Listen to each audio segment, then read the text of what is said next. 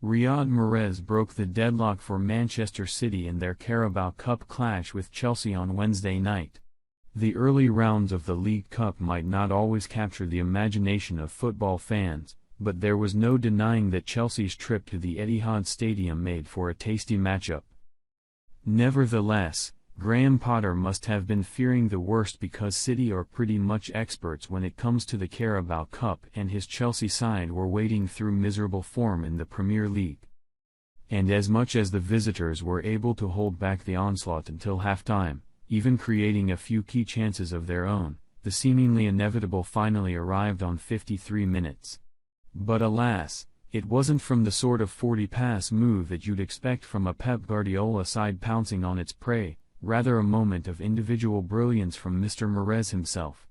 That's because Mahrez showed fantastic skill and accuracy to beat Édouard Mendy's resistance by scoring a ruthless free kick that almost looked too close to convert.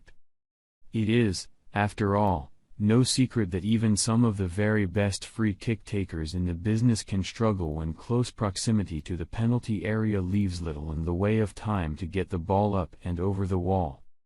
However, replays quickly revealed that Mahrez was given somewhat of a helping hand in his quest to find the back of the net in the form of a pretty shambolic wall from Chelsea. And in particular, the role of Kalidou Koulibaly had supporters pulling their hair out, with the summer signing seemingly refusing to jump despite the ball whizzing almost directly above his head and duly past Mendy. You couldn't help watching the slow-motion footage of Koulibaly not following the lead of his teammates, pretty much costing Chelsea the lead as a direct consequence, without putting your head in your hands.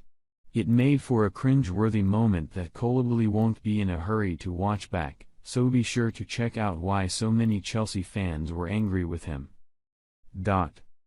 We can only hope that there was some sort of set-piece strategy put together at Cobham that required Koulibaly to keep his feet on the ground, but even if that's the case, it clearly needs some work. After all, it just goes to show that regardless of whether or not City were edging back into the game, that it's sometimes tiny details like that which can settle games. And sadly, Koulibaly wasn't just receiving criticism for his role in Chelsea's wall, because there were also widespread digs aimed in his direction regarding his overall performance. Having arrived with Napoli as one of the best centre-backs in the world, the 31-year-old has yet to show the Stamford Bridge faithful that sort of form in more than just fits and starts since his arrival. Even the best players take time to adjust to English football, it must be said, but Chelsea fans can't help huffing and puffing when they see costly moments like his statuesque defending in the wall.